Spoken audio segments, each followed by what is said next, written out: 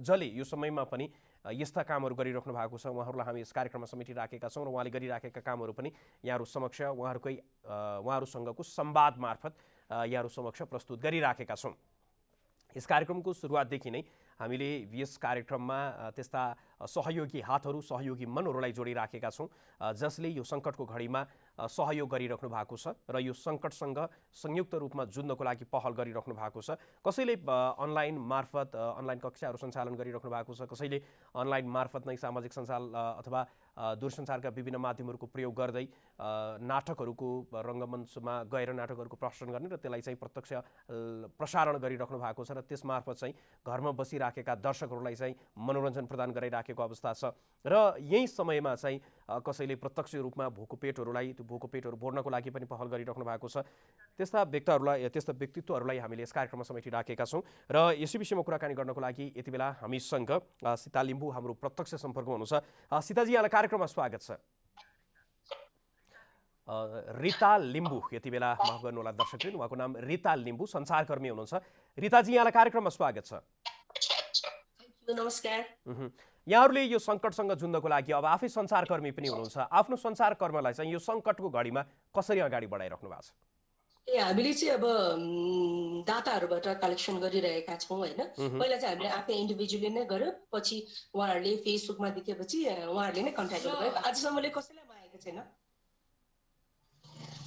यहाँले भन्नुभयो नि जस्तो आजको दिनमा सञ्चारकर्मको साथसाथमा जस्तो समाजसेवाको काम पनि त्यो स्रोत व्यवस्थापनदेखि लिएर त्यो वितरणको प्रणालीलाई चाहिँ कसरी व्यवस्थित तुल्याइराख्नु भएको छ त? त्यो चाहिँ कस्तो भने मैले इन्डिभिजुअल चाहिँ होइन होइन, म चाहिँ नेपाल शाकाहारी दल हाम्रो एउटा छ ग्रुप छ होइन, त्यसमा आबद्ध छु। अनि हाम्रो राधे श्याम खड्काजी पनि यहीँ हुनुहुन्छ, यसको फाउन्डर प्रेसिडेन्ट। म एकछिन हल्का उहाँलाई देखाउँछु, राधे श्यामजी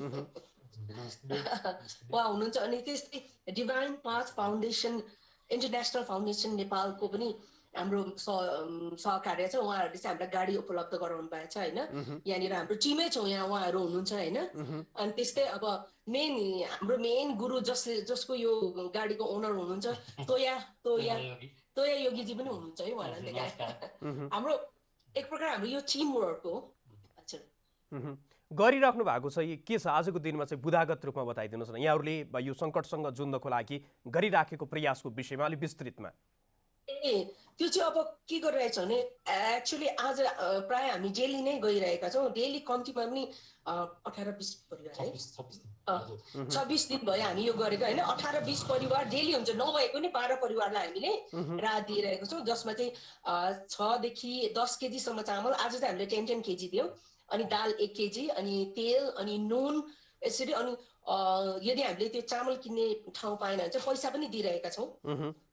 हस्, यहाँको समय र संवादको लागि यहाँलाई धेरै धेरै धन्यवाद। हजुर, एनिमलहरूलाई पनि गरिरहेको छौँ है हामीले, कुकुरहरूलाई पनि डेली 150। यहाँले जे गरिराख्नु भएको छ त्यसलाई निरन्तरता दिँदै जानु होला। यहाँको महत्त्वपूर्ण समय र संवादको लागि पुनः धन्यवाद दिँदै यहाँले गरिराखेको कामको विषयमा पनि यहाँबाट नै हामीले जानकारी प्राप्त गऱ्यौँ। समय र संवादको लागि धेरै धेरै धन्यवाद। उहाँ हुनुहुन्थ्यो रिता लिम्बू र उहाँहरूले गरिराखेको उहाँको नेतृत्वमा एउटा समूहले नै गरिराखेको कामको विषयमा पनि यहाँहरूलाई हामीले जानकारी गरायौँ र यस्तै प्रकारका प्रयासहरूलाई यस कार्यक्रम मार्फत हामीले यहाँहरू समक्ष प्रस्तुत गरिराखेका छौँ, जसले गर्दाखेरि समाजमा यो समयमा पनि हामी एकले अर्कोको कसरी त्यो सहयोग यी बन्न सक्छौँ, एकले अर्कोको काम कसरी लाग्न सकिन्छ, यो समयमा भोको पेटहरूलाई कसरी भर्न सकिन्छ। त्यस्तै गरी यो समयमा नै मानवको लागि मात्र होइन कि जनावरहरूलाई पनि सहर बजारमा जति बेला मानिसहरूको चहल पहल हुन्थ्यो त्यति बेला चाहिँ मानिसको चहल पहल हुँदै गर्दाखेरि जुन सहजताको साथमा जनावरहरूले पनि उनीहरूको चहल पहलबाट नै उनीहरूको आहारको व्यवस्था पनि हुने गर्थ्यो। तर आजको दिनमा मानिसहरूको चहल पहल शून्य जस्तै भइसकेपछि जनावरको आहार मा पनि कमी आएको छ। कमी मात्र होइन, उनीहरू त्यसको अभावै गुज्रिनुपर्ने अवस्था पनि छ। र यो समयमा पनि जनावरहरू चाहे त्यो पशुपतिको कुरा गरौँ वा स्वयम्भूको कुरा गरौँ वा अन्य क्षेत्रमा पनि जनावरहरूलाई खाना खुवाइराख्ने व्यक्तित्वहरू पनि हामीले देखिराखेका छौँ। उहाँहरूलाई पनि हामीले यस कार्यक्रममा समेटिराखेका छौँ। उहाँहरूले गरिराखेको कामको विषयमा पनि यहाँहरूलाई हामीले जानकारी गराइराखेका छौँ। त्यसको साथसाथमा राहत वितरणमा सक्रिय स्थानीय तहसँगको समन्वयमा राहत वितरणमा सक्रिय र सङ्कटसँग जुझ्नको लागि पहल गरिराखेका आम नागरिकलाई र आम विद्यार्थीहरूलाई पनि हामीले यस कार्यक्रममा समेटिराखेका छौँ, जसले यो सङ्कटसँग जुझ्नको लागि आफ्नो तहबाट निरन्तर अविच्छिन्न काम गरिराख्नु भएको छ र त्यस्ता सत्कर्महरू जसले समाजमा सकारात्मक परिवर्तन ल्याउनको लागि निकै महत्त्वपूर्ण भूमिका पनि निर्वाह गरिराखेका छन् र त्यस्ता कर्महरूलाई पनि यस कार्यक्रम मार्फत हामीले यहाँहरू समक्ष प्रस्तुत गरिराखेका छौँ। पछिल्लो समय कोरोनाको विषयमा धेरै चर्चा परिचर्चा चलिराखेको छ। कोरोनाकै सन्दर्भमा यसले निम्त्याउन सक्ने सङ्कटको विषयमा पनि धेरै भविष्यवाणीहरू प्रक्षेपणहरू भइराखेको छ। त्यो विषयमा हामीले टेलिभिजन गर्ने कार्यक्रमहरू मार्फत जानकारी गराइराखेका छौँ, तर यसमा चाहिँ हामी विशुद्ध रूपमा सहयोगी मनहरूलाई पनि समेटिराखेका छौँ र यसै विषयमा कुराकानी गर्नको लागि यति बेला हामीसँग सम्झना केसी हाम्रो प्रत्यक्ष सम्पर्कमा जोडिनु भएको छ। सम्झनाजी, यहाँलाई कार्यक्रममा स्वागत छ। धन्यवाद। यहाँहरूले यो सङ्कटसँग जुझ्नको लागि गरिराखेको प्रयासको विषयमा दर्शकलाई जानकारी गराइदिनुहोस् न।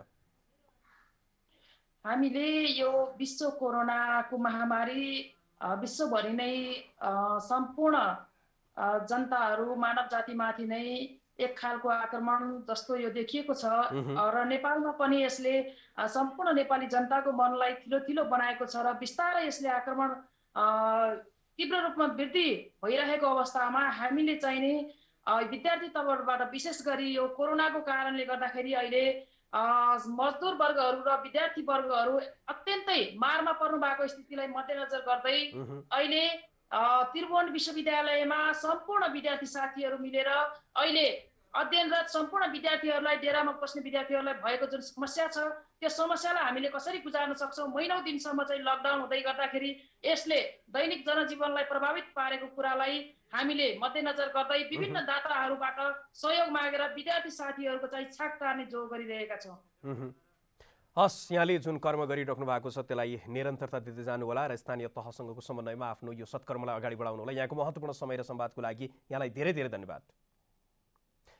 उहाँ हुनुहुन्थ्यो, विद्यार्थी हुनुहुन्छ सम्झना केसी र कीर्तिपुरमा रहेका विद्यार्थीहरूको सन्दर्भमा उनीहरूलाई परिराखेको समस्यामा चाहिँ त्यो समस्यालाई कसरी सम्बोधन गर्न सकिन्छ भन्ने विषयमा उहाँहरू केन्द्रित हुनुहुन्छ र उहाँहरूले गरेको प्रयास पनि यहाँहरू समक्ष हामीले प्रस्तुत गऱ्यौँ। यस कार्यक्रमको सुरुवाती अङ्कहरूदेखि नै हामी लगातार त्यस्ता व्यक्तिहरूलाई यस कार्यक्रममा समेटिराखेका छौँ जसले समाजमा सकारात्मक ऊर्जा प्रदान गर्नको लागि र यो सङ्कटले निम्ति आएको घाउमा कसरी मलमपट्टि लगाउन सकिन्छ भन्ने विषयमा आफूलाई केन्द्रित गरिराख्नु भएको छ र त्यसको साथसाथमा सकारात्मक यो सङ्कटको समयमा जताततै नकारात्मकता छाइराखेको समयमा पनि जो सकारात्मक ऊर्जाको साथमा आफ्नो काममा दत्तचित्त भएर लागिराख्नु भएको छ र समाजमा सकारात्मक ऊर्जा प्रदान गर्नको लागि लागिराख्नु भएको छ भने त्यस्ता व्यक्तित्वहरूलाई पनि हामीले यस कार्यक्रममा समेटिराखेका छौँ।